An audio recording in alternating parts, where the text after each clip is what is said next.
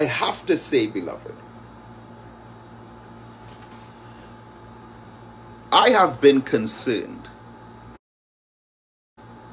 with some of the statements coming out from the political leadership of different Caribbean nations about the vaccines for COVID-19 and this discussion on making it mandatory by law to take the COVID-19 vaccine. Let us examine that for a moment, because there appears to be a very broad misunderstanding of how these kind of situations can be handled constitutionally by the arrangements that we've established through our Westminster political system, but also through us being part of the United Nations global community and the kinds of treaties and signatories that we have been a part of. In regards to mandating vaccines, CARICOM countries have agreed to something called the ICCPR, the International Convention on Civil and Political Rights. This is a United Nations treaty that was ratified on September the 6th, 1991. It became law in December 1991. Article 7 of this International Covenant on Civil and Political Rights says no one will be subjected without their free consent to medical or scientific experimentation. Now, this United Nations Convention, the ICCPR, the International Covenant on Civil and Political Rights, is a multilateral treaty adopted by the United Nations General Assembly Resolution 2200A on December 16th, 1966, and became in force from March 23rd, 1976, in accordance with Article 49 of the Covenant. This covenant, by the United Nations, was drafted in consideration of the crimes against humanity committed by Nazi Germany against the Jews. Listen and think.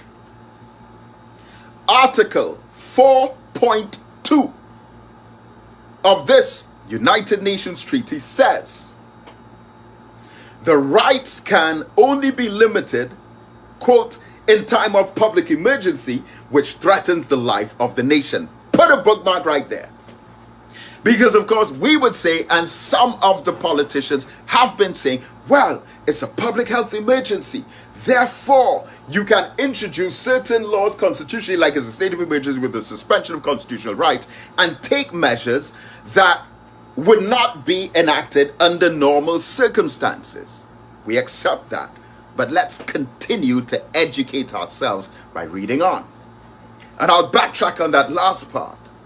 According to Article 4.2, these rights that they're talking about can only be limited in times of public emergency which threatens the life of the nation. And we could say that right now with COVID-19, we're in a state of public emergency and lives are being threatened. Good, but let's read on.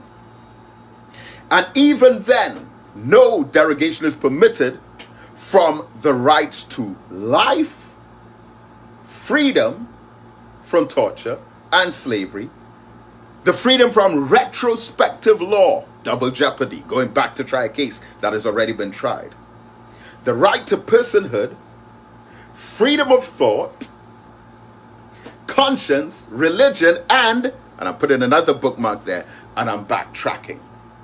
Because these here, this part, Article 4.2 of this United Nations Covenant, is saying, look, we all have human rights, we all have civil rights, but in the case of a public health emergency, we can curtail some of those rights. But these are the rights that public health emergency or no public health emergency, you cannot curtail these particular rights. So it does not matter what. It could be a pandemic, it could be a flood, a drought, it could be an earthquake, volcano eruption, it could be an alien attack from outer space. These rights here in Article 4.2 must not be touched. And those rights that, regardless of what crisis is happening, that will always remain intact according to the United Nations ICCPR covenant are rights to life. Pandemic or no pandemic, you still have the right to life. Freedom from torture and slavery. Doesn't matter what, doesn't matter how bad the economy gets, how many people are dropping dead, how many people are getting sick, how much people are piled up in the hospital. You cannot subject someone to torture or slavery. Freedom from retrospective law. The right to personhood. You're still a human being, no matter what kind of crisis the state is going through. Freedom of thought. Freedom of conscience. Freedom of religion. No matter what crisis there is, your religion must be respected. And freedom from medical or scientific treatment without consent. Again, I emphasize that according to the United Nations Covenant, the ICCPR, the International Covenant on Civil and Political Rights, a United Nations treaty that was originally brought into effect through the multilateral treatment adopted by the General Assembly Resolution 2200A on December 16, 1966, but in force on March 23, 1976. Caribbean nations became signatories to it September 6, 1991. And it outlines our human rights, our freedoms, our civil rights, our right to religion, thought, freedom of conscience and expression. And it says that regardless of what crisis, health emergency, or other abnormal circumstance the society may be in, we are guaranteed this list of rights, which include freedom of religion and freedom from medical or scientific treatment without consent. And any government in the Caribbean that violates that are subject to the consequences of those United Nations conventions based on their resolutions, which all of us are signatories to. I want you to think on that, reflect on that.